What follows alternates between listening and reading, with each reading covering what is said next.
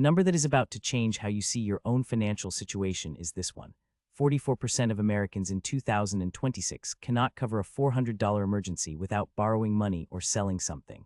Not $4,000, not $40,000, $400. The cost of a car repair, an urgent care visit, a broken phone. Nearly half of the country is one $400 problem away from going into debt. Sit with that number for a moment before we go further, because every other number in this video lands differently once you understand that one. These are not random statistics pulled from a single survey. They are a composite portrait built from Federal Reserve household data, FDIC deposit reports, Bureau of Labor Statistics spending surveys, and multiple independent research studies published in 2025 and 2026. Together, they describe something that no single number can capture alone. What the financial life of an average person actually looks like in real time, not in theory, not in aspiration, but in the account balances and debt loads and spending patterns of people who are doing what they were told to do and arriving somewhere that does not match what they were promised. The first number is the one that almost nobody reports correctly. The average American savings account balance, according to the most recent Federal Reserve data, is $62,410. That sounds reasonable until you understand what average means in a country where a small number of households hold enormous balances that pull the mean upward. The median savings account balance, the number that represents the person in the exact middle of the distribution, is $8,000. The average is $62,000. The median is $8,000.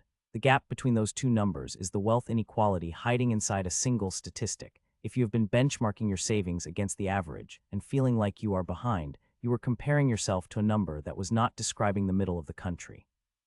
It was describing the top, pulling the middle upward. The second number is the one that explains why most people feel like they're treading water no matter how much they earn. The average American household spends $72,967 per year, according to 2026 Bureau of Labor Statistics data. The median household income in the same period is $80,610. That leaves a margin of approximately $7,643 per year between average spending and median income, which is $636 per month, which is the total surplus available for savings, retirement contributions, debt payoff, and everything else that financial planning says you should be doing. This is before accounting for the households with income below the median, where the math does not produce a surplus at all. It produces a deficit that gets absorbed by credit. The third number is the $400 emergency figure already mentioned, but the context behind it is more disturbing than the headline. In the Federal Reserve's 2025 Household Financial Report, 63% of adults said they could cover a $400 emergency with cash. That sounds like a majority is fine. It means 37% cannot. In a country of roughly 260 million adults, that is approximately 96 million people who are one moderate unexpected expense away from taking on debt, missing a bill, or making a financial decision they cannot fully afford. The emergency is not the problem. The absence of margin is the problem. And the absence of margin is the predictable result of the spending and income gap described in the previous number. The fourth number is the one that will matter most to anyone between the ages of 45 and 60. The median retirement account balance across all American households is $86,900. The average is $334,000. The gap between those two numbers is the same phenomenon as the savings account gap. A small number of households with very large retirement balances pulling the mean dramatically above the median experience of the country. For context, $86,900 in retirement savings at a 4% withdrawal rate generates $3,476 per year in retirement income. That is $289 per month. The average Social Security benefit as of 2026 is approximately $1,907 per month. Most households at the median retirement balance will depend on Social Security for the substantial majority of their retirement income, which is a benefit designed to supplement retirement savings, not replace it. The fifth number is the one that explains how this happens across a lifetime of working and earning. Only 34% of Americans maintain a written budget. 2/3 of the country is managing a financial life with no documented plan, no tracking of where the money goes, and no structured system for directing spending toward goals. Research consistently shows that people with a written budget save 3 times more on average than people without one, and are 40% less likely to be in financial distress. The tool that most reliably prevents the outcomes described in every other number in this video is the tool that most people have decided they do not need or do not want to use. This is not a failure of intelligence. It is a failure of financial education that never made the connection between a written plan and a different outcome clear enough to motivate the behavior. The sixth number is the aggregate picture of what happens when income is close to spending and there is no budget directing the difference. Total credit card balances in the United States as of 2026 stand at $1.252 trillion. The average credit card annual percentage rate is somewhere between 19 and 24%. That means the country is collectively paying between $237 billion and $300 billion per year in credit card interest alone. This is money that is not buying anything. It is the price of buying things last year and the year before on terms that most people did not fully calculate before agreeing to. Every dollar of interest paid on existing credit card debt is a dollar that cannot go towards savings, retirement, or any future goal. The debt does not just cost money. It costs the compounded future value of that money across every year it is being serviced. The seventh number compounds the sixth.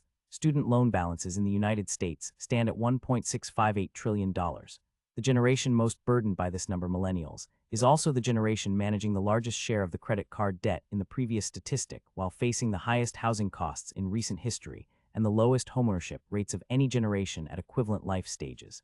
The student loan balance is not a number people chose carelessly. It is the outcome of a system that told people a degree was the path to income, priced that degree at levels that required debt to access, and then placed the graduate into an economy where the income did not always match the cost of acquiring the credential that was supposed to produce it. The eighth number is the one that challenges the most commonly repeated piece of financial advice. The stock market is consistently described as the primary vehicle for long-term wealth building available to ordinary Americans, but according to Federal Reserve data, only 21% of American families directly own individual stocks. And when you expand that to include index funds and retirement accounts that hold stocks indirectly, the ownership is broader but still concentrated. The wealthiest 10% of households own approximately 93% of all stocks held by individuals. The investment vehicle most consistently recommended for building generational wealth is used substantively by a small fraction of the population it is recommended to. This is not because people are ignoring advice. It is because the prerequisite for investing, surplus income after covering costs, is not available to a significant portion of the country at the level required to build meaningful positions. The ninth number is the one that tells you what all of these statistics produce at the end of a working life. 47% of Gen X, the generation currently aged between 45 and 60, and closest to traditional retirement age after baby boomers, has less than $100,000 saved for retirement. These are not people who never earned money or never worked. They are people who spent their peak earning years absorbing the costs described in every previous number, managing credit card debt and student loans and childcare and housing costs, and supporting aging parents and adult children simultaneously, in a period that also included 3 major financial crises. The 47% figure is not the story of people who failed. It is the story of what happens when the financial system produces outcomes that the savings rate required to navigate it was never designed to support. What these 9 numbers collectively describe is not a country of financially irresponsible people making bad decisions. They describe a country where the distance between the financial advice given and the financial conditions available to follow it has been growing for decades, where the statistics look increasingly like the predictable arithmetic of a system in which income growth has not kept pace with the cost of the life that income is supposed to support. The only thing worse than not knowing these numbers is knowing them and doing nothing with them.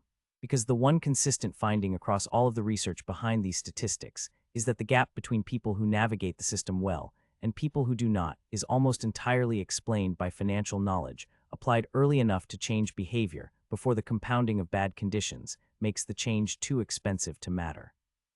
If any one of these 9 numbers made you look at your own situation differently, subscribe and hit the notification bell. Every week we break down the real math and the real data behind the financial conditions that most people are living inside without fully understanding how they got there or where they laid. And the next video is going to take the most alarming of these statistics and show you exactly what the people in the better half of each distribution did differently and when they did it.